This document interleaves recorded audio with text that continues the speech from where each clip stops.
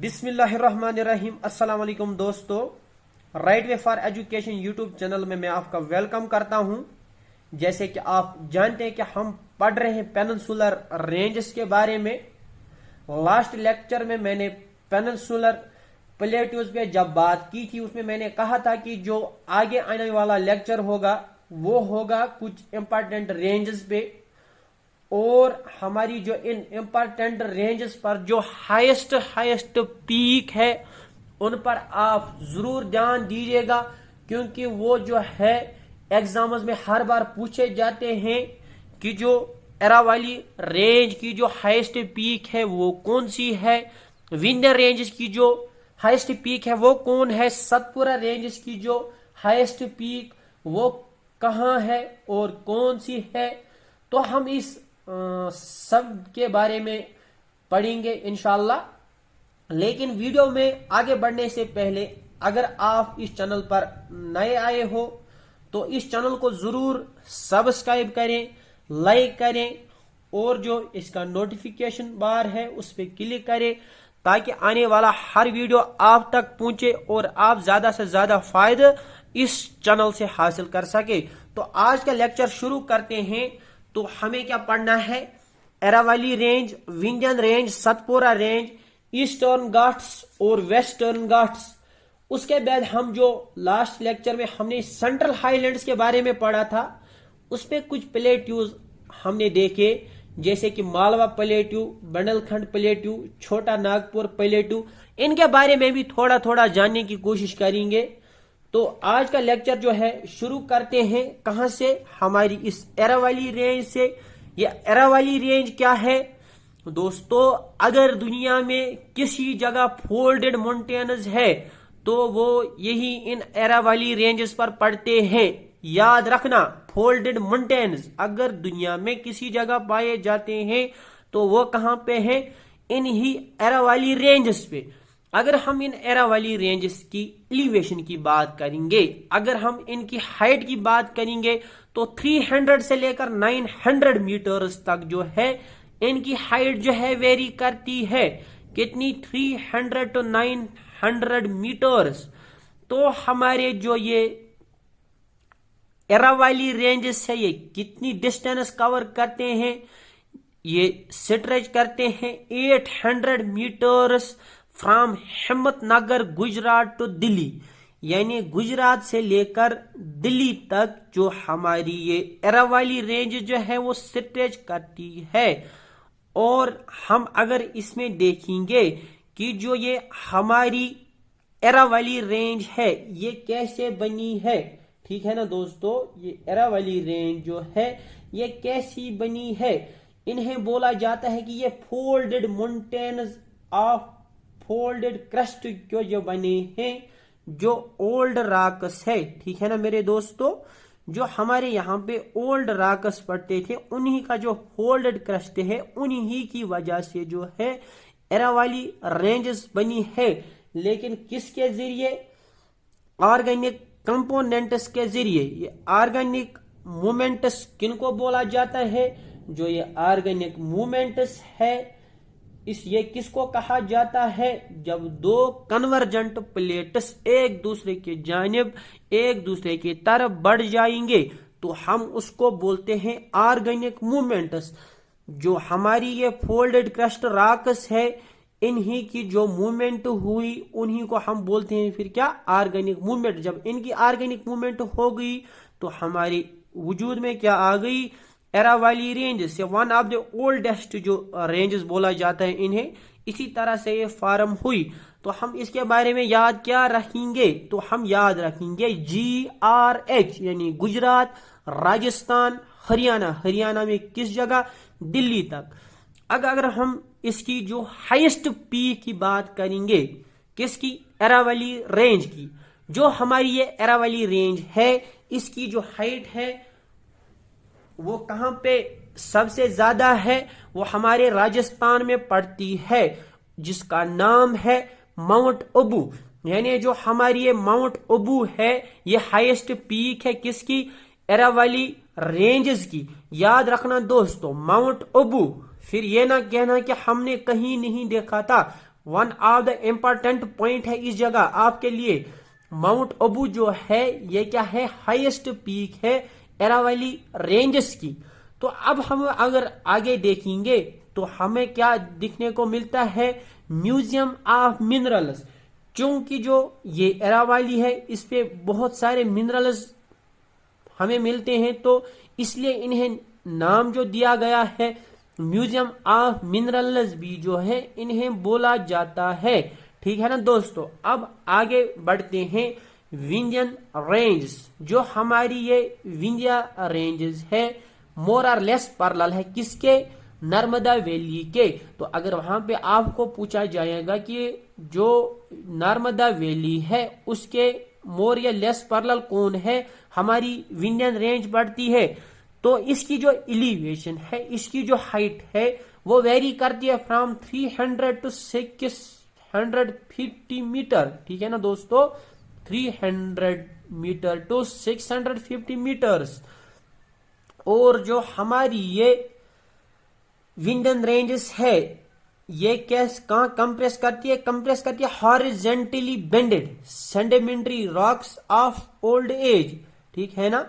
जो burner and Kaimur hills है ये क्या है, ये कंटिन्यूसली जो है चलती है, लेकिन किस जानिब, ईस्टवर्ड डायरेक्शन की जानिब।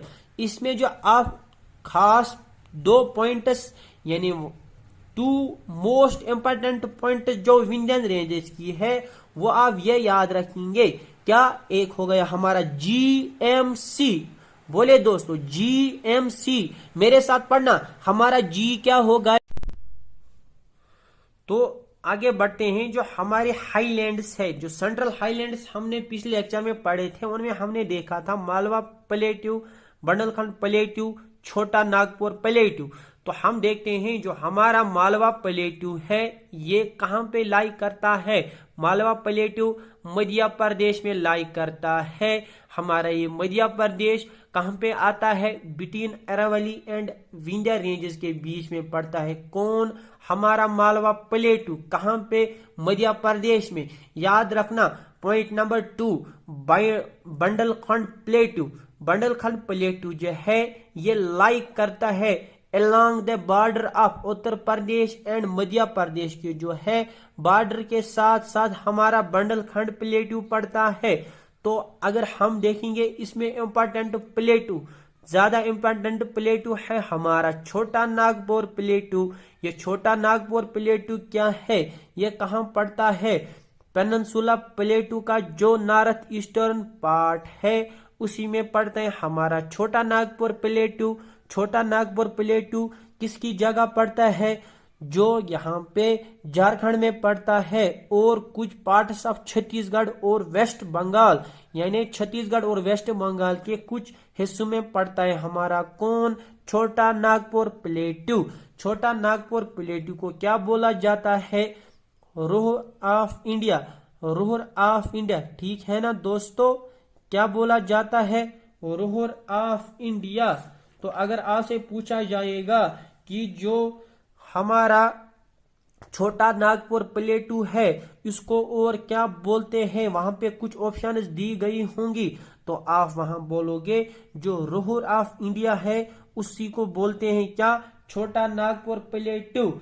अगर इसको हम ये क्यों बोलते हैं, क्योंकि जो रोहर है और रोहर एक प्लेस है, कहां पे, जर्मनी में। जर्मनी में एक जगह है जिसको रोहर के नाम से जाना जाता है, जहां पे आपको भारी मात्रा में मिलेगी क्या, आयरन ओर और कोल। आयरन और कोल जो है वो कहां मिलते हैं, रोहर ऑफ जर्मनी। और जो आयरन और कोल है इन छोटे नागपुर प्लेट्यू जो है इनमें हमें मिलता है, इसीलिए इसको बोला जाता है रोहर ऑफ इंडिया। याद रखना, ठीक है ना दोस्तों, बाय। तो अब आगे क्या है, आगे पड़ती है हमारी जो है सतपुरा रेंज। जो हमारी सतपुरा रेंज है इन संस्कृत सत मीनस 7, पूरा मीनस माउंटेन्स। तो देयरफॉर हम क्या बोलेंगे, सतपुरा रेंज जो क्या है वो है सीरीज ऑफ 7 माउंटेन्स। ठीक है ना दोस्तों, इसके बारे हम क्या याद रखेंगे, MRC, जी हो गया हमारा गुजरात। जैसे कि हमने ऊपर पढ़ा, मेरे साथ पढ़ो शाबाश, क्या है एम हो गया महाराष्ट्र। महाराष्ट्र के साथ क्या आता है आर क्या हो गया हमारा, बोलो शाबाश राजस्थान। राजस्थान के आगे क्या है हमारा सी हो गया छत्तीसगढ़। ठीक है ना दोस्तों। अरे सर जो ये MR के नीचे जो ये B है इसका क्या मतलब है, बिल्कुल शाबाश, वेरी गुड बेटा। जो ये B है ये क्या है, जो हमारी सतपुरा रेंज है, ये M हो गया महाराष्ट्र, R हो गया राजस्थान। महाराष्ट्र और राजस्थान के बॉर्डर से गुजरता है और कहां पहुंचता है, छत्तीसगढ़। याद रखना इसकी जो हाईएस्ट पीक है माउंट दूबगढ़, नहीं भूलना, एग्जाम में आ सकता है। इसकी जो हाईएस्ट पीक कौन सी है, माउंट दूबगढ़। ठीक है ना दोस्तों। अभी तक हमने क्या पढ़ा सर, अभी तक हमने कुछ भी नहीं पढ़ा, बस कुछ पॉइंट्स पढ़े। क्या क्या इन चीजों को याद रखना, फिर से रिपीट करता हूं। अरावली रेंज की हाईएस्ट पीक माउंट अबू कहां पे पड़ती है, राजस्थान में सर। बोलिए विंध्य रेंजेस की हाईएस्ट पीक होगी हमारी कालूमार पीक, सर कहां पड़ती है, ये पड़ती है मध्य प्रदेश में। तो आगे क्या देखा हमने, आगे हमने देखा माउंट दूबगढ़। तो माउंट दूबगढ़ हमारा कहां पड़ता है, वो पड़ता है हमारा मध्य प्रदेश में। तो हमारी दो पीक्स आ गई मध्य प्रदेश में, कौन कौन, एक हो गई कालूमार पीक, किन पे है, विंध्यन रेंजेस पे है। दूसरा हो गया हमारा माउंट दूबगढ़ पीक, हाईएस्ट पीक किन की, सतपुरा रेंजेस की। कहां पड़ती है, माउंट दूबगढ़ में। जो हमारी ये सतपुरा रेंज है ये क्या है, ये है सीरीज ऑफ 7 माउंटेन्स। फिर जो ये हमारी सतपुरा रेंज है ये टर्न करती है ईस्टवर्ड डायरेक्शन। जब ये टर्न करती है तो साउथ मुड़ती है। साउथ में हमारा क्या पड़ता है, साउथ में हमारा पड़ता है इसके विंध्य रेंज। तो विंध्य रेंज क्या है, विंध्य रेंज है साउथ में, किसके साउथ में, हमारी सतपुरा रेंज के साउथ में। अगर हम देखेंगे ये किसके बिटवीन पड़ता है, नर्मदा और तापी दो रिवर्स है जो कि रफली पैरेलल टू दीज रिवर्स कौन पड़ती है, हमारी सतपुरा रेंज पैरेलल पड़ती है किनके, नर्मदा और तापी रिवर के पैरेलल में पड़ती है हमारी सतपुरा रेंज। ठीक है ना दोस्तों। तो अब हमने वहां क्या देखा, कमेंसिंग राजपीला हिल्स इसके वेस्ट में पड़ती है, उसके बाद कहां पहुंचती है, Mahadev hills, Mahadev hills to the Mahakala range. जब ये एंड होती है कहां पे, हमारे छत्तीसगढ़ में, तो वहां पे हमारे क्या आता है, महाकाला रेंज, जिसकी डिस्टेंस अबाउट कितनी है, 900 मीटर्स। कितनी है दोस्तों, 900 मीटर्स। तो हमारी अब हो गए यहां पे, अब पढ़ेंगे ईस्टर्न घाट्स और वेस्टर्न घाट्स। ईस्टर्न घाट्स और वेस्टर्न घाट्स में आपके लिए इस तरह पढ़ाऊंगा ताकि आप जो है इनको आसानी से याद कर सको। इस साइड मैंने रखा आपके लिए ईस्टर्न घाट्स, इस साइड रखा वेस्टर्न घाट्स। तो ईस्टर्न घाट्स जो है वो उड़ीसा उनके नारद में पड़ता है और कहां चली जाती है, Nilgiri hills, Orissa to north of Nilgiri hills. ठीक है ना दोस्तों। और जो हमारे ईस्टर्न घाट्स है ये क्या है, डिसकंटिन्यूअस और लोअर देन वेस्टर्न घाट्स के। अगर हम देखेंगे हमारे वेस्टर्न घाट्स ये क्या है, ये कंटिन्यूअस है। ठीक है ना दोस्तों। जो हमारा ये ईस्टर्न घाट्स है ये क्यों कंटिन्यूअस है, क्योंकि इनको बीच में से हमारी महानदी गोदावरी, कृष्णा और कावेरी जो है ये काटती है, ये इसको हिस्सों में बांटती है। लेकिन जो हमारी ये वेस्टर्न घाट्स है ये क्या है, ये एक जो है कंटिन्यूस है। ठीक है ना दोस्तों। वेस्टर्न घाट्स को शाद्रीज भी बोला जाता है। क्या बोला जाता है, शाद्रीज। और हमारी जो ये ईस्टर्न घाट्स है, ठीक है दोस्तों, ये जो है ये हमारे दरियाओं को बर्फ नहीं देते हैं और अगर हम इसको देखेंगे अर्जाती तौर पर जो है ये ओल्डर देन है किनके, वेस्टर्न घाट्स के। अगर हम देखेंगे ईस्टर्न घाट्स की जो हाईएस्ट पीक है, याद रखना कौन सी हाईएस्ट पीक, यहाँ पे दो बोले जाते हैं इसकी हाईएस्ट पीक। एक हो गया महेंद्रगिरी, महेंद्रगिरी अरमाकुंडा, ये आप दोनों याद रखना, बहुत ही इंपॉर्टेंट है एग्जाम पॉइंट ऑफ व्यू से। कौन, एक हो गया हमारी महेंद्रगिरी, दूसरा हो गया अरमाकुंडा। ये क्या है, ये highest peaks of eastern Ghats है।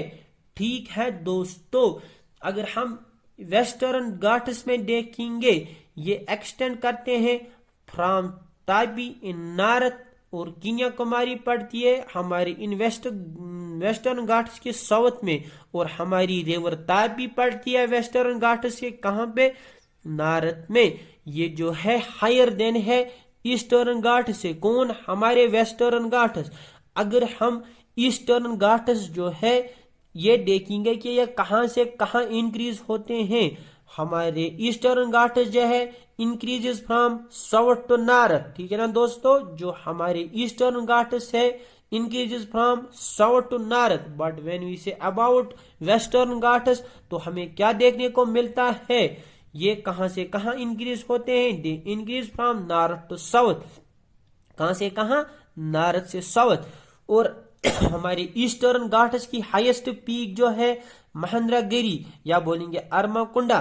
तो अगर हमारी वेस्टर्न घाट्स की बात करेंगे तो यहाँ पे हमें क्या मिलती है, हाईएस्ट पीक। याद रखना सबसे इंपॉर्टेंट पॉइंट इस लेक्चर में वो कौन सा है, हमारी अनाई मुंडी।